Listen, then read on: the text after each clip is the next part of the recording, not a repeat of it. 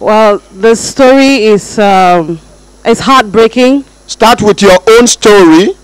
Yes, how sir. you were intimidated by everything, how you came to Nigeria, how the matter went to court, how after listening to your own story and what you're going to say on behalf of your 14 years old daughter, 16 years now. old daughter. Yes, sir. We will now hear from the 16 years old daughter. Since when did the matter start?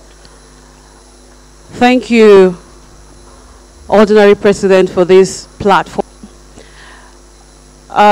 16 years ago, back in Cameroon, I was a 20-year-old naive girl, and I met this young, vibrant Nigerian man by name Samson Zanunga Williams in June of 2003. And I had just lost my father that month. He came into my life, and he was 12 years older than me, so I thought I had met a Messiah, someone to wipe my tears away, because he was promising marriage. And as naive as I was, not understanding the intricacies of man and woman relationship, I fell for that, and before I knew it, I was pregnant. We never had the marriage. I gave birth to a beautiful daughter, and he returned to Nigeria. I also like to mention that he has relatives back in my country, Cameroon. He has an aunt who is a powerful lady in government in my country. When my daughter turned 3, he started threatening me that he wants to take her away. In fact, he started when she was 1 year, 3 months, and I told him, I cannot give you this baby. She's too small. You don't want to marry me anymore. It's not a problem, but just let me be with my daughter. So he continued asking for the baby, and I refused to give him. When she turned 3, he told me, you know who my aunt is. We'll use power. We'll use people from the other world. What be the name of that aunt, and which office did they occupy for Cameroon? His aunt's name is Professor Dorothy Limunga Njoma Efange.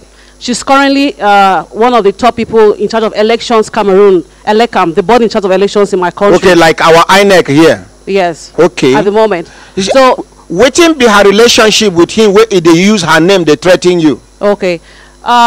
She is his aunt, that is the sister to his father. His father is from Cameroon. He came to Nigeria, joined the military, served, married, died, and was buried here. So he naturalized. Okay, the father. His father naturalized. Na Cameroonian. Yes. We come Nigeria. Yes, sir. Come join our army. Yes, sir. He served. Yes, he sir. died. When I see that thing where they talk, foreigner come, they make him soldier for Nigeria. Yes, sir. He died. So continue. So he went back in search of his father's people.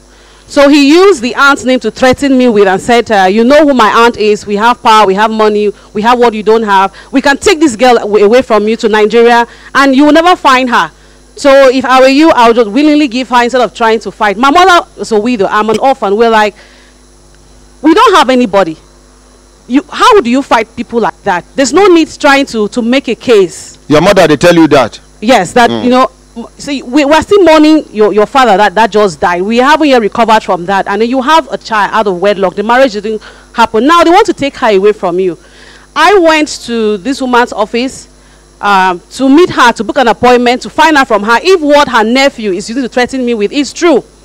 But unfortunately, her secretary didn't give me the opportunity to meet this woman. So you can tell her what her cousin be that, bro? Her nephew. You know, say, all these cousin, nephew, niece, I know sabi who be my cousin, who be my niece. True to God, that thing they confuse me. Once I know my uncle, I don't know who be my cousin, I don't know who be my nephew, I don't know who be my niece. But una we know, make una carry and they go. So I went to her office, and her secretary didn't allow me to see her. I sat there for close to 6 hours, and with my baby, out of frustration, I walked away. Not having met her, I went back to my mom, said, since you didn't meet her, we don't know if she's in support of this or not. In order for them not to seize this child and take to Nigeria, where do we trace her? Ask him to come and take her so that we can have traceability of where this girl is going to. Okay. Instead of us fighting. And when we start fighting over the child, anything can happen. And she used a proverb. My late father used to always use that. A live dog is better than a dead lion. So let's let her go. She's our blood. No matter what happens, she'll come back someday. That was how I asked him to come, and we went to the Nigerian consulate in my country, in Douala, and we signed papers for traceability, and he took her away when she was 3 years old. Now, una go one place will be like Nigerian embassy for Cameroon, will be consulate. Yes, sir. to officially hand over the child to him. Yes, sir. Make he write documents, because waiting your mama they fear be say if he use boju collect the pikin, yes, una no know where una go trace am, because person will know sabi who him papa be. Yes, sir. We come search for him papa. Who una go ho? I don't know what I understand. And the auntie where you suppose establish where they claim say she dey related to them. Maybe sef na far away relation, or maybe he just drop her name. I don't know whether you understand. Yes, sir. And not be here they bring complaint against one person. The person go meet SSS. SSS call escort and come here. Say we give them small time. I don't forget which case be that, elder. Yeah. I remember that it was here. The person cheat some people with them inside the office. Yes. After that. So when they come with the SSS, because of the SSS will come with the man, I go remember the case. So when they want come and go, the SSS people say make we snap. As person when get to 18 to hide, I snap. Their phone they use, we snap. That man can't join, snap. When you go back to the complainants, about 300 people where he cheat for money, he go show them pictures here. No be ordinary president when I talk say when I want go see me now for picture. Now my friend now. Yes. Now I make no be everybody I dey snap picture with. Most of the times when I hear person talk say make we snap, I go take joke say talk say I never bath. No be true say I never bath. I no one snap. Because I don't know where you go carry the picture go. I don't know which can lie you go take and lie. See me now. Una dey brag say una dey go ordinary president. See no who me understand, so they say na ordinary president. Una just waste una time. So continue. If it be say the woman no know anything, but this time around we go link up with the woman. Maybe na time for the woman to tell police to go arrest them. Make them public. And I hear say this person where we dey talk na journalist. Yes, sir. He's a journalist. Continue. So he took my daughter at 3, brought her to. So we sign documents for the consulate. Yes, sir. He write number of your relation. Yes, they call them to confirm. To confirm, yes, sir. They confirm. They confirm. Okay, fast forward now. They confirmed. They gave me the sister's number, and he said there was the elder sister to whom he was going to hand over my daughter. What be the elder sister name? I know her as Madam Magdalene. Madam Magdalene. She's a lecturer in University of Jos. A lecturer in the University of Jos. Plateau Which State. Faculty? I don't know, but I know she teaches chemistry. She dey teach chemistry. Yes, sir. Madam Magdalene. Yes, sir. But you don't know her surname. No, so I don't. Next time, if Nigerian give you name, look for the surname. It's very important. If na Nigerian, no. Thank you, sir. So for a few years, I called the other sister, and she kept telling me that her brother and my daughter were out of Nigeria, that they are out of the country. So I called. If they won't carry your daughter abroad, they not supposed to inform you. Continue. So after about 3 years, I stopped calling. I was like, okay, if he's out of the country, then what's the point calling this woman that I thought my daughter was with? And Nigerian court, I wonder why Nigerian court person give person belle. They never marry. The matter reach court. Una rule in favor of the belle giver. Say make them carry pikin. Give belle giver. Where is the morality? And a man will not go sabi how to take care of pikin. Person will do that kind of thing. You live am with girl child. He got another man wey dem catch for Zaria. He dey sleep with his son. In fact, the son no dey fit hold shit again. Anyway, continue. So a few years down the line, 2012, she reached out to me that my daughter is with her. I was like, is this not the same child you said was no longer in Nigeria? Because the child had been giving them headache that she wants to see her mother. The girl started making trouble. She began to disrespect some of them. Una go wonder why this girl go begin to disrespect, including the grandmother, the aunties. Una go here. So that was 2012. So I was making plans to come to Nigeria, and she told me that there's crisis in Jos. I can't come. I should wait. When crisis comes down, she will inform me. She can't tell you, say, crisis between who and who they happen. Muslim and Christians. And I tell you, say, all the crisis where you see na political crisis. Yes, sir. Na tribal crisis. Yes, sir. That time, na Hausa people with Birom people fight, no be Muslim and Christian. Continue. 2015, when my daughter started running away from home, that she wants her mother, it would amaze people to know that from 3 years that she was taken away, she did not forget who her mother was. She kept telling them, my mother's name is Becky. You are not my mother. I know who my mother is. Pikin went home her mama name at the age of 3. Make we appreciate the Pikin. Very intelligent Pikin. Quanti? So that 2015, I came to Nigeria at my expense. I put myself together. I came to see my daughter. Now you pay transport. Now you pay everything. Yes, my transportation from Cameroon to Nigeria to Jos to see my daughter for the first time since she was taken away from me in 2007. I came and this lady welcomed me in her house, gave me a guest room, but she wouldn't allow me stay with my daughter one-on-one. I even want to sleep with the room with my daughter. She wouldn't allow. I sense there's something, but this child can't talk. You sense something isn't right, but the child cannot tell me. So when I came, it happened that her father, Samson Zanunga Williams, who said he was leaving me to marry another woman, hadn't gotten married. So the brother-in-law, that's the other sister's husband, suggested to me, you're not married. He's not married, and he promised you marriage. Don't you think it's about time people got married for the sake of this girl? Good idea. Good suggestion. I agreed to the marriage. I spent about 6 weeks in Nigeria at my expense. Now you they pay. Now you they feed yourself. Everything at my expense, and I still agreed to get married to this man for the sake of my daughter. If that was the only way I'll have access to raise my daughter. I went back to Cameroon with promises that they were coming to see my people, but that never happened. Continue. It never happened. So my daughter finished her primary education in Jos, and then she was sent down to Jalingo, Taraba State, to be with the father for secondary education, so the father can have an impact on her life. So while there, she's in the boarding school in Jalingo, Taraba State. When she's on vacation, I get to talk with her through her grandma's phone, and it's monitored. So if anything going wrong, this girl cannot tell me.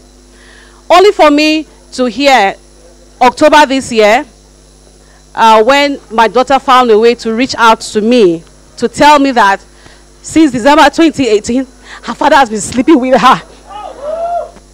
He threatens to kill her if she tells anybody.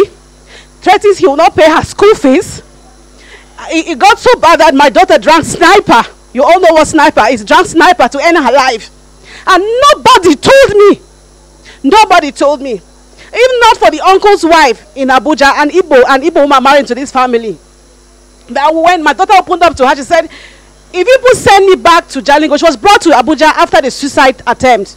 She said, if you send me back to Jalingo to go back to my father, I will kill my father and I will kill myself. I don't want to go back. I refuse to go back. So this woman kept asking her, what will make you want to kill your father and kill yourself? Please, I beg you, tell me. One day in the middle of the night, she tapped her. She said, Auntie, if I go and die and I don't tell you, I will not forgive myself in the grave. This is the reason. Since 2018, this is what I've been going through. My grandmother knows. My aunt knows. I've told them. But all they tell me is to keep quiet and bury it inside of me and never tell anybody. That it is my secret to carry to my grave. Let nobody ever hear of it. And I can't take it anymore. If you allow me go back, this is what will happen. This woman was in tears. And they called me. She said, I want you to hear from your daughter. There's something I've heard that I've not had peace. When I took the phone, I was like, what's going on? She said, Mommy, I need you to come to Nigeria as soon as possible. I need you to come. She was crying. She hung up. I called back. Please, can you tell me what's going on? She said, I don't know how I will tell you this, but this is what my father has been doing to me since 2018, and I am tired. I can't take it anymore. I need justice. I need someone to fight for me. And you're the only one who can fight for me, because these people don't consider me like one of their own. They don't treat me like one of their own. And she said, I curse the day you met my father. I curse the day you gave birth to me. And I curse the day I bore the name of this family. If you don't come, it's my body that you come and bury. The shock, I cannot even explain what happened. I woke up in the hospital 3 hours later. Luckily, I had a neighbor that was around. My neighbor told me that they found me in a pool of blood. Out of shock, and they took me to I woke up 3 hours later. Thank God I survived that shock and pulled myself together and rushed over to Nigeria to hear from my daughter firsthand. The things, how a father will put his mouth in her mouth and tell her if she doesn't do as told, he will break her neck. He will strangle her. She will beg him, I am not your girlfriend. I am not your wife. You say, you're my little wife. I'm not going inside. I'm only on the surface. He will spit on her, use tissue, wipe her, and take the tissue away. Hold the line. Let's hear from the girl. Let's hear from the girl. Let's hear from the girl. Yes, my daughter. You go open mouth, talk clearly. You're going to talk clearly for the whole world to hear your own version of the story. And I want you to know that God in heaven is watching and listening. Promise me you will never lie in the course of this our conversation. I promise never to lie. You promise? Yes, sir. So tell me the story. Take your time. Okay. In December 2018, during this period, my father called me into his room in Jalingo, my grandmother's house, that I should come and pick a hairstyle I would like to make for Christmas. I went there not thinking of anything because he's my father. I entered the room, he shut the door behind me. My mind didn't go anywhere because I wouldn't think of such a thing. I sat on the bed, we finished checking his phone for the pictures, and I've picked the hairstyle that I would like to make. When we finished, not for him to start touching me in an unfatherly manner. Where and where? My breast, my bum, just touching me, trying to naked me, trying to remove my clothes. And I rejected him. I said, what is this? He told me that I should keep quiet, I should be still, I should be calm. If I reject him or I resist him, he is going to harm me. I should better remain calm and allow him to do what he wants to do with me, and I will leave and nobody will know about this. In the course of it, he told me that if anybody should hear about this thing that just happened now, he's going to kill me. He will kill me and nobody will have anything to ask him how it happened or what happened. He finished and I left. I left crying. It didn't mean anything to him. Christmas period. It went on. It was not like that day only. After that day, it became a continuous process. It is like an everyday thing, except I am on my period because I am in a boarding school. I go to school, I can't concentrate. I'm always thinking. I come back home, it's a continuous process. He doesn't allow me to rest except I'm on my period. Sometimes I even have to lie.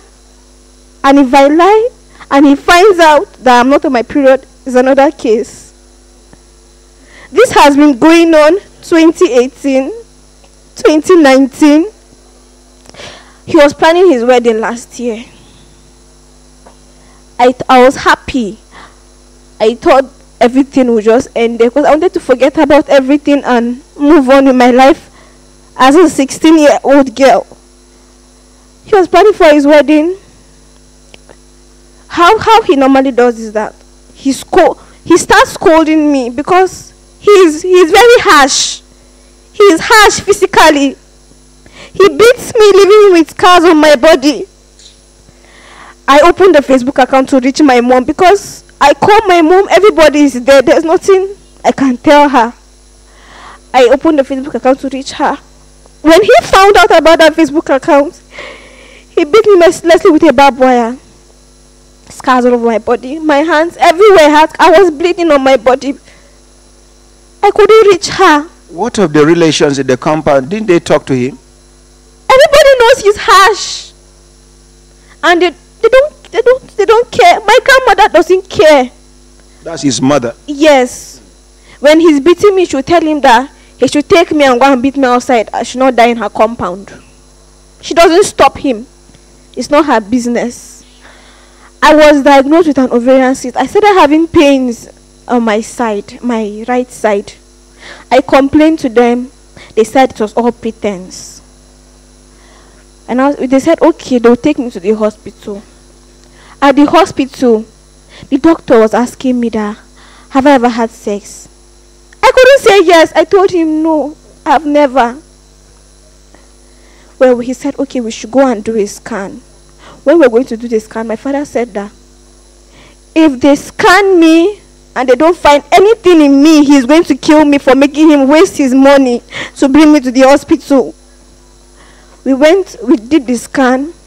On the paper, they wrote, very urgent. I needed surgery for it to be removed. My father said he doesn't care. He will not waste 1 kobo of his for them to go and do a surgery on me. It's not his business. If he ruptures in me, it's my problem. If I die, he doesn't have anything to lose. He's a man, he can have other children. It's me and my mother that have to lose. Okay. Like I said, how he does is that he starts scolding me in the compound.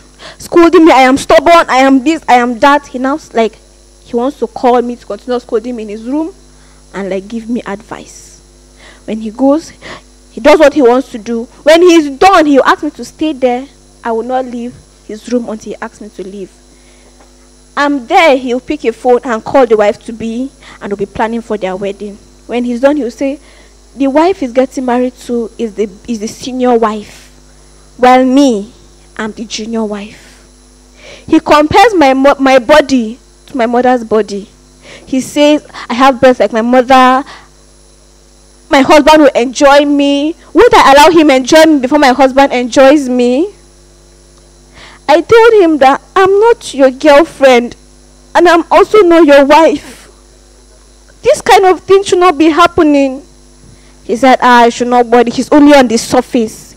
He's not going inside. I am still intact. I said, but there are many girls out there. Why do you want me? He said, no, because I am still fresh and supple. That's why he wants me. He got married last year, June. But it didn't end. He continued. He continued. Where was the wife? They moved out of my grandmother's house to their own house. So he comes to the house, my grandmother's house, and does and sleeps with me. Have you ever, who have you reported this matter to, and what were their responses? This year in August, because my grandmother is aware. She's aware from when it started. She was aware of it. You told her? I didn't tell her, but she was aware. She was aware, but I didn't tell her. But I knew she was aware, and she knows she's aware. Yes. Then who again? This year in August, I got frustrated because 2018, 2019, 2020, I was frustrated. I don't concentrate in school. I'm always thinking, I'm always lost because of what this man has done to me. I was depressed. I said, if this man is telling me to keep such a thing inside of me, I know that I would die one day. This thing will kill me. So it's better I end my life myself, because if you kill me, it's going to pain me. I took sniper this year, August, because this year, when school closed for COVID-19, I respect his wife so much. So he called me that his wife would like to see me in their house for me to help her do some things in the kitchen. I went there for me not to find his wife. They had issues. They got separated. His wife had left. I never knew. But he lied to me that his wife wants to see me. So I went there in the morning. Throughout the whole day, this man slept with me throughout the whole day. I could not walk. I could not sit. It was so painful. It was so painful. Throughout the day. Throughout the day. He starts, he go and eat, he come. So throughout the day. He will start, stop, go and eat, come back. Yes. So throughout the day, when he's done, he doesn't spill in me. He puts it on my tummy, wipes it with a tissue, and takes it away. I don't know what he does with it. He takes it away. So I was frustrated, and this COVID-19 lockdown is very long. It's very long. Other times I used to go to school and come back, but this one was very long. How many months was I at home? How many months was I at home? I was frustrated. I know I would die, so let me kill myself. Let me leave this world because there's nothing. I have no peace. Let me just die and leave this world. I drank sniper to end my life. When I took it, he told me that I want to commit suicide for who? Since I want to die, he will help me end my life even before I die. So he was strangling me. I didn't struggle because I was ready to die at that time. He saw that I was not struggling. He now left me. When he left me, he told me that I should leave this compound and go and die outside. I will not die in his mother's compound. I went, I was at the gate, I was very weak. I was on the floor. My grandmother was watching me. All of them were watching me to die with it so that nobody will ever know about it. Hold the line. You just hold on.